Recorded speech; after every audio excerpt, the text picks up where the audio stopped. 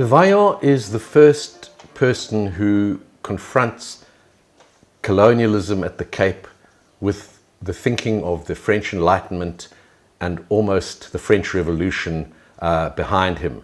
So I think he looks critically. He's not the first, but he's the first person who looks in detail at South Africa with that thinking, that way of seeing things.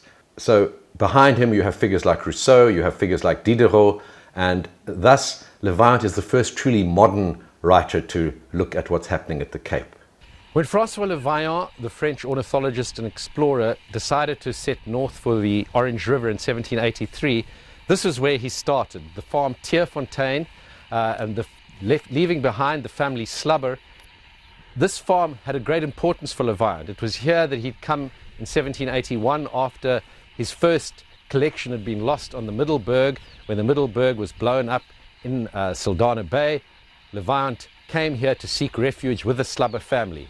It was here that he killed the leopard, an incident that he recounted in his first voyage into the interior, and this seems to have been something of a home away from home for him. Le Vaillant's travels are important not particularly because he went to new places. In most cases he was following fairly well worn routes, and he went with people who'd done the travel before him. But what is important is the stories he told about it. It's the narrative, which was exciting. It's the fact that he was a collector. On the trip to the Orange River, he brings back the first giraffe skeleton to France. So he has a certain fame or notoriety from that point of view. It's very difficult to assess Le Vaillant's contribution to cartography because in the beginning, he's not particularly interested in where he's been. He's not very accurate about the places he's gone to in terms of a map. When his first book comes out, there's actually a review that says, "Why isn't there a map?" And I think what happens is someone called Jean-Benjamin de la Borde, who is a courtier of Louis the XVI and is a map maker, decides the king would love a map. So the king's map, which is an absolutely fantastic piece of innovative cartography, is based on Le Vaillant's travels, and certainly Le Vaillant must have collaborated in it. What de la Borde was able to create was this collaborative map. And one of the amazing aspects of the map is what the French call the papillons, the little butterflies, little stickies, which are not painted on the map, but painted separately and then stuck on the map and in a sense blended into the background.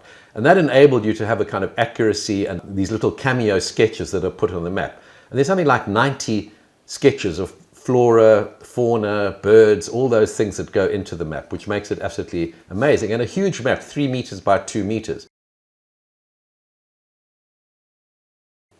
Le Vaillant is, according to Erwin Stresemann, the German historian of ornithology, the first great modern ornithologist. The local birding establishment has seen him as someone who makes errors, and that's disqualified him. And it's no, I think people just don't understand how profound the legacy is, even in bird names. I think probably something like 50 or 60 of the common bird names in South Africa are Le Vaillants.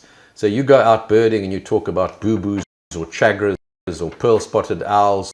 Those are all Le Vaillant's names. But in addition to that, he's a great observer, the first person, for example, who spends a lot of time watching nesting behavior of birds. The first person who understands reverse sexual dimorphism in birds. So he's a serious contributor to ornithology, not simply a person who makes pretty books or tells tall stories. But what Le Vaillant manages to keep, in addition to the giraffe, is, for example, the blowbook. There are only 4 specimens of the blowbook left in the world. One of those in the Paris Natural History Museum is definitely Le Vaillant's. But there are all sorts of other animals that had previously not been discovered.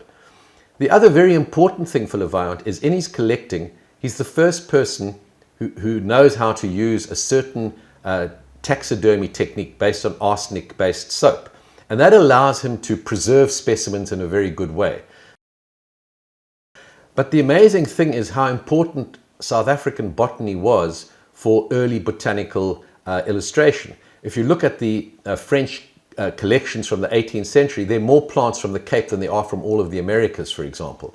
And if you look at Le Vaillant and you look at some of his illustrations, they're exactly copies of what Reduté did. So he's working with the top botanical illustrators of his time.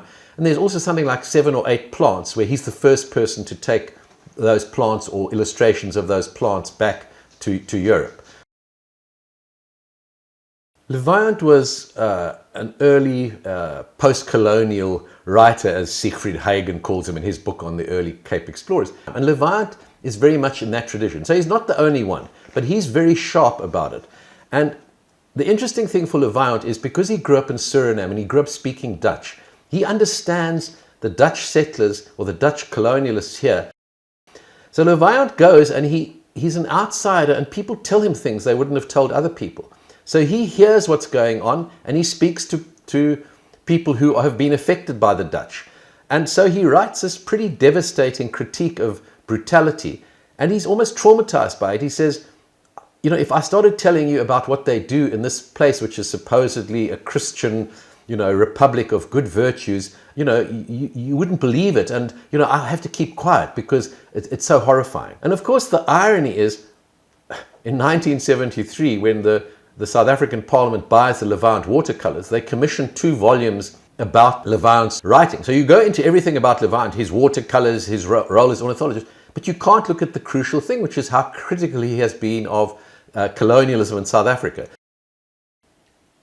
Siegfried Huygens has written an important book on this, and he points out the kind of rules you had to follow if you wanted to be taken seriously as a travel writer. So the map would have been part of it, illustrations would have been part of it.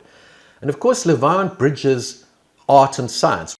Rousseau says something about anthropology. He says we have to find a philosophy that travels. We can't just go with Western prejudices. And I think Le Vaillant, whoever helped him write, took that to heart. So he says, if I'm going to tell you about the Gonaqua or the Khoi, one of the things about Le Vaillant is he's one of the first people who produces head and shoulders shots of indigenous people. Those are shots that give people dignity. And no one else has done that before him. He then becomes one of the first anthropologists. He's got something like 100 pages describing the Gonaqua and giving a dictionary and telling you about their beliefs. So to be a good writer is to shed yourself of your cultural prejudices. Le Vaillant's legacy, I think, is still being worked out. Someone was telling me that one of the land redistribution claims was using one of his early maps to say, well, Le Vaillant found these people here. So it's still disputed, it's still significant in terms of what goes on. I think we should read Le Vaillant as the first great South African author. You don't start with Olive Schreiner. If you start with Schreiner, you're going to get it wrong. If you go back to Le Vaillant and you say, okay, here are the fights, here are the critiques of colonialism, here's where the kind of arguments about what's going on in the frontier, this is where they start.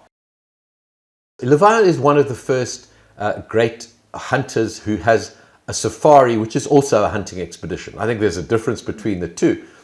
But we know he's a very good shot and a good hunter because he takes back all these animals, he shoots the giraffe. He sets the tone for a lot of what happens in the 19th century. Because the most popular books coming out of South Africa in the 19th century are all hunting narratives. I think there's a difference between what Le Vaillant does and what the later hunters do. The later hunters, it's all about this trophy is so big and this animal was the biggest of its kind. Le Vaillant is quite critical. He says, for example, when you know how elephants behave, it's quite easy to hunt them. For him, hunting is, I think, a means to an end. He doesn't want to hunt so he can take back a trophy. He hunts because there's scientific importance in it. Yes, and it is a horrible part of his legacy that he said somewhere, I've shot more birds than any other man alive. His travel writings are the most translated text about Southern Africa till Mandela.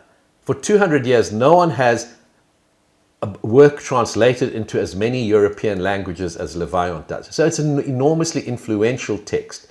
And I think the other interesting thing about him is Le Vaillant's been heavily censored. One of the things that happened is when English translators looked at Le Vaillant, they cut out things or they got things wrong. For example, Le Vaillant says, this is not the way to behave when you're traveling through a foreign country. You don't behave like Captain Cook did, because Captain Cook quite rightly had, got reaction and was murdered because, in fact, he behaved in this threatening, aggressive way. When British translators came to that, they just cut it out. They didn't want to hear any criticism of Captain Cook or anybody else.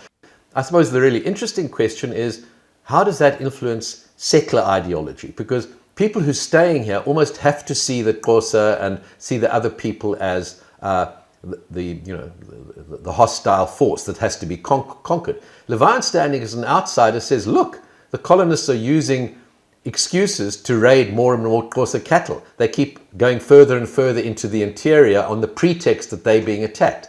So he can stand apart.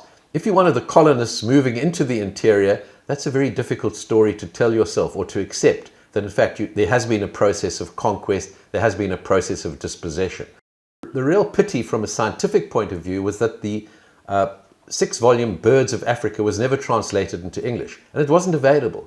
So people who wanted to see what did Le Vaillant say about birds had to go to specialist booksellers which weren't even available in South Africa. What intrigued me when we did the exhibition at the Ezekiel Museum of the King's Map was how moved people were by it, because it was part of our early history. I had people saying they were in tears in front of the map, how beautiful it was. What amused me or pleased me a lot was a lot of the young black workers in the museum came in and looked, for example, at Le Vaillant's illustration of Xhosa or Gonokwa hairstyles. And they were laughing because no one to them had shown that in a way that was loving or positive. So I think that realization that not all white explorers are racists or see the world in this kind of colonial gaze, I think that was very important. And I think that enabled people to go back and hopefully to start reassessing that legacy of this early explorer. It's perhaps very sad. The man who named the Bateleur, Klaas's cuckoo, the Narina trogon, was so generous in naming South African species after the people he met, the things that influenced him in South Africa, has nothing named after him except behind us Le Vaillant's pic. And that was only named after a long historical debate about whether he'd actually been to the Orange River. And Professor Vernon Forbes did extensive research, eventually established through checking the pictures Le Vaillant had done against the natural landscape that this was where he'd camped, and the drawing he did in fact matches the landscape near here.